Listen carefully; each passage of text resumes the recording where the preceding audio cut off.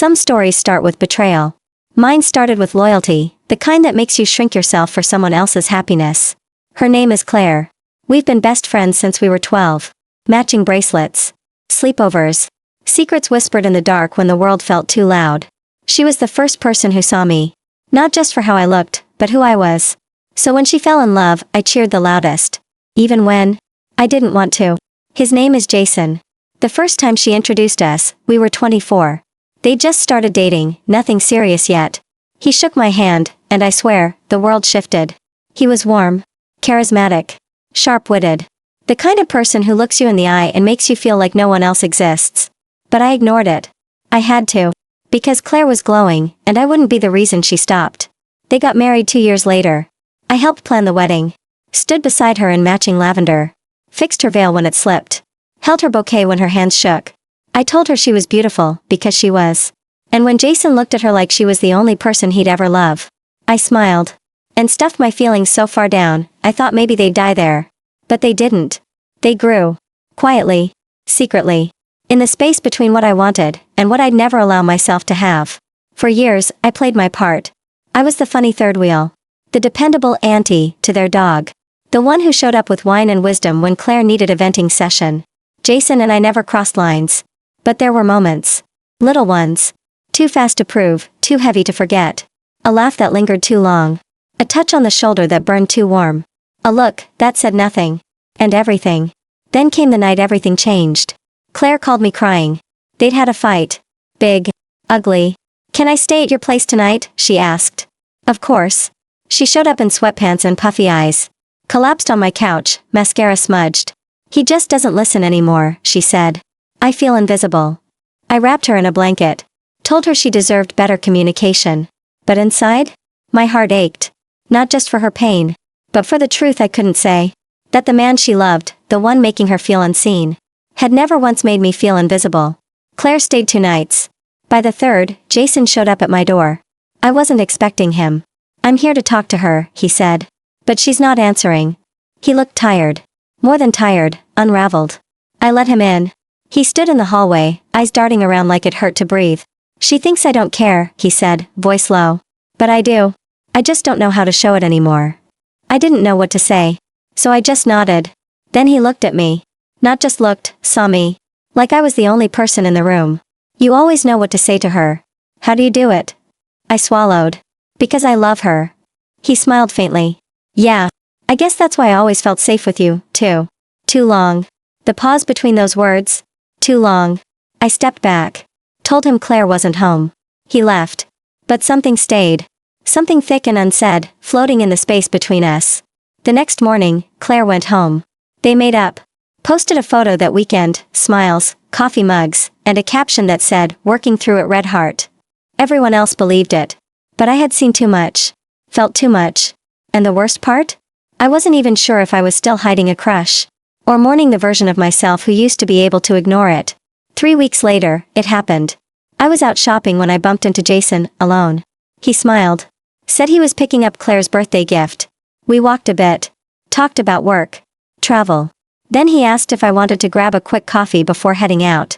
My mouth said yes before my brain could stop it. We sat in a quiet corner of the coffee shop. Something about it felt too easy. Too natural. We laughed. Shared memories. Talked about books, movies. Claire. And then? He said something I'll never forget.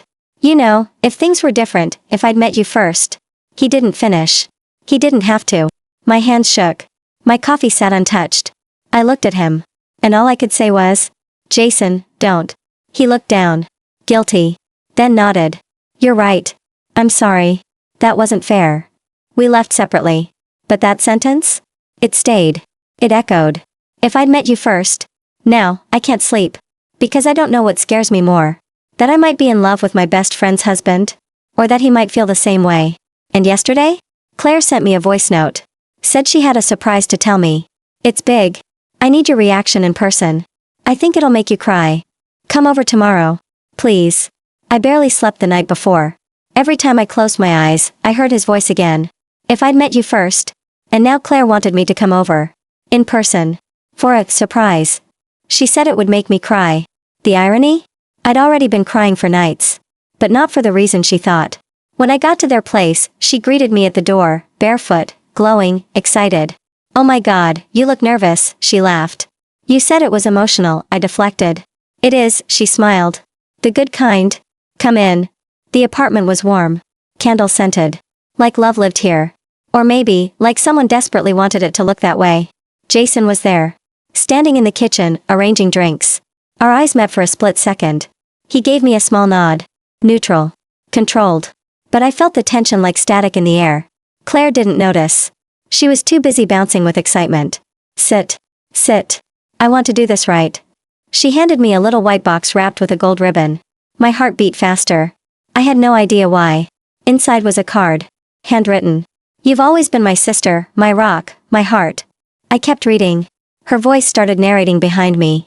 "You've seen me at my worst. And still believed in me. So now, I want you to be there for the best part." My fingers trembled as I pulled the last item from the box. A white onesie. Tiny. Soft. And printed with gold lettering. "Hello, Auntie." My stomach dropped. Jason stood still across the room, watching. Claire laughed and wiped her eyes. "I'm pregnant," she said. "We're going to be parents." Time froze. I didn't cry. I couldn't. I forced a smile, the kind you practice in mirrors when your real face won't cooperate. "Claire, that's incredible." She hugged me so tight, so innocently. She didn't see the storm behind my eyes. But Jason did. And for the first time, I think he realized what he'd done. I left as soon as I could. Blamed it on work. Fatigue. Anything to get out of that apartment before I unraveled. She smiled and waved as I left. He just stood by the door. Silent. Heavy. I didn't sleep that night either. Because now, the guilt had changed shape. This wasn't just a crush. It wasn't harmless anymore. There was a baby involved. A family forming. And I was? Something else. A witness. A secret holder. A threat to something innocent. The next few days, I avoided both of them. Claire sent me sonogram photos. Links to Pinterest boards. Baby name ideas. I replied with emojis. Smiles. But nothing real. Not anymore. Then, one evening, I got a message from Jason. "Can we talk? Just once. Please." I didn't answer. So he tried again. "It's not about anything inappropriate. I swear. I just need to clear my head. I owe you that much." Against every instinct, I said yes. We met in a park. Neutral ground. Public. Safe. He brought coffee. I brought walls. "I know what you're thinking," he started. "That I'm a terrible person." I didn't respond. And maybe I am. But I never meant to hurt you. Or her. "You didn't just hurt me," I said. "You changed everything."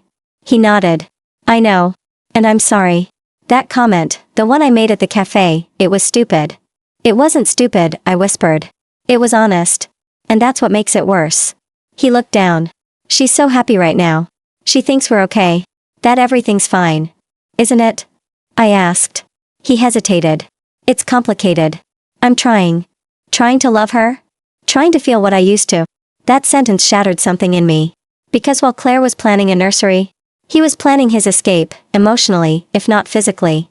"So why am I here?" I asked. "Because you're the only person I can be real with," he said. I shook my head. "That's not love, Jason. That's convenience." He didn't argue. Just looked at me with those tired, honest eyes. "I think about you. More than I should." I stood up. My coffee hit the trash can with a thud. "You're having a child with my best friend. You don't get to think about me anymore." He opened his mouth, but I didn't let him speak. "Fix your marriage. Or end it. But don't put me in the middle just because I'm the only one who sees through the cracks." Then I walked away. But something told me. This wasn't the end. Because this morning? Claire called. Said Jason left the house last night. Took his things. Didn't leave a note. Just vanished. And now, I'm staring at my front door. Because there's a knock. And a voice I wasn't ready to hear. There was a knock. 3 soft, deliberate taps. I didn't want to open the door. I already knew who it was. But knowing didn't make it easier. I stood frozen for a moment, hand hovering over the doorknob, heart pounding like it was trying to warn me. I opened it. Jason. Holding a duffel bag. Looking like someone who hadn't slept in days. His eyes searched mine. "I didn't know where else to go," he said softly. "And the worst part? I didn't slam the door." He stepped inside, and I closed the door behind him, but it felt like I was closing something else too. He didn't sit. He just stood there. "Claire called me," I said. "She's scared." He nodded, voice low. "I know. And I'm not proud of what I did. So why are you here? I asked. Because I needed clarity. I needed a second of truth, without guilt choking it. I felt the weight of those words sink into my chest like stones. You left your pregnant wife, I said. You don't get to use me as your clarity. He looked away, then back again. This isn't just about you and me. There is no you and me, Jason. I meant it. Or at least, I wanted to. He reached into his bag and pulled out a crumpled envelope. Then read this, he said. What is it? Something I wrote weeks ago. Before everything got messy. Before I ever said anything I shouldn't have. I didn't take it. Not yet. He dropped the bag and sat down on the edge of my couch like his body couldn't carry the weight anymore. I know this looks awful, he said. And maybe I am awful. But Claire, she hasn't been happy either. Not for a long time. That doesn't excuse what you're doing. I'm not trying to excuse it. I just need you to understand, I've been lying to myself for so long, I forgot what honesty feels like. The room fell quiet. Only the distant hum of traffic filled the space between us. I finally took the letter. Didn't open it. Just held it. Because part of me was terrified of what it might confirm. That this thing between us, the thing we'd both been pretending didn't exist, was real. And real meant reckless. Real meant destructive. Real meant betrayal. You can't stay here, I said quietly. He looked up. Like he expected it. Maybe even hoped for it. I know. He stood, picked up his bag, and walked to the door. Just, promise me something, he said. What? If you ever read that letter, don't hate me more than I already hate myself. Then he left. I locked the door behind him. Collapsed onto the couch. And cried like I hadn't in years. Not just for what almost happened. But for what still could. The next morning, I opened the letter. It was short. But brutal. I loved Claire because I was supposed to. I loved you because I couldn't help it. My hands trembled. I stayed in a marriage out of duty. But when I talked to you, I remembered who I was before responsibility drowned me. I would never ask you to wait for me. But if there's another lifetime or another version of us somewhere, I'd choose you first. I folded it up. Put it back in the envelope. And sat in silence. How do you mourn something that never even had a beginning? How do you carry guilt for something you never acted on? But always felt? Claire called later that day. Said Jason was staying at a hotel. She sounded tired. But strangely, collected. We need space, she said. He said he's confused. I didn't know how to respond. Thank you, she added. For what? For being honest. For not picking sides. For not telling me everything even when I know you probably could have. I froze. What do you mean? She was quiet for a second too long. I'm not blind. I see how he looks at you sometimes. But I also see how you don't look back. Claire, I trust you, she said. My heart broke. Because she shouldn't. That night, I tried to distract myself. Read. Cleaned. Scrolled through old photos of us, the three of us, smiling like none of this had ever happened. Then I got a text. From an unknown number. You should know something about Jason. Something Claire doesn't. Check your email. Now. Attached was a screenshot. The subject line read, Confidential, employment termination and harassment allegations. And just like that, everything shifted. When I saw that email screenshot, something in me snapped. Not from shock. But from the cruel clarity of it. Everything I thought I knew about Jason, everything I felt, it all cracked under the weight of two words. Harassment allegations. I opened my inbox. There it was. A forwarded document from an anonymous address. Subject, termination, Jason A., internal HR summary. Date, 14 months ago. I read every line. Jason had been let go from his former job for unprofessional conduct toward a subordinate. Multiple warnings. Unreported messages. Finally, a complaint. He'd settled quietly. Claire never mentioned it. Maybe she didn't know. Or maybe she was still clinging to the version of him she needed to believe in. The same version I had romanticized. I sat on the edge of my bed, letter still in one hand, the HR report in the other. Two versions of Jason. The if I met you first Jason. And the one who blurred boundaries even when they weren't his to cross. I remembered how safe I used to feel around him. How seen. But maybe that wasn't real safety. Maybe it was just attention. Well-placed. Well-timed. And expertly misleading. The next morning, I did something I never imagined doing. I printed the report. Then I called Claire. Can we meet? She said yes. We sat at a small cafe we used to visit in college, the one where we used to split one croissant and talk about our dream futures. Now, we sat across from each other like strangers holding sharp objects. I didn't lead with the report. I led with the truth. My truth. Claire, there's something I have to say. And it might cost me everything. She looked at me. Calm. Open. Okay. There were moments, I said. Between Jason and me. Nothing physical. Nothing official. But moments I should have shut down faster. Thoughts I should have never let linger. Why are you telling me this? She asked softly. Because I owe you honesty. And because you've always given me more grace than I deserved. I handed her the envelope. Someone sent this to me. It's about Jason. I don't know who it was. But I think you deserve to know. She read it in silence. No tears. Just stillness. Then she looked up and asked the last question I expected. Did you love him? I hesitated. Then told the only truth that mattered. I loved the version of him that never existed. She nodded slowly. Folded the report. And said something I'll never forget. Thank you. For loving me more than you loved him. We didn't hug. We didn't cry. We just sat. Two women quietly rebuilding trust in a world that tried to take it from both of us. That night, Jason called me. I didn't answer. He texted. You gave her the report. You ruined everything. I didn't reply. Because he was wrong. I didn't ruin anything. He did. I just stopped letting him be the hero in a story he didn't earn. Claire called me 3 days later.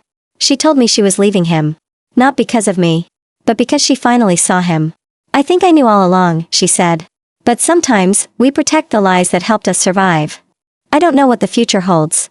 I don't know if Claire and I will ever be the same again. But I do know this. Sometimes, love isn't a firework or a flame. Sometimes, it's a boundary. A choice. A refusal to betray someone else to feed your own emptiness. I loved a man who didn't know how to love. I almost betrayed a friend who never stopped loving me. But I walked away. With my dignity. And a lesson I won't forget.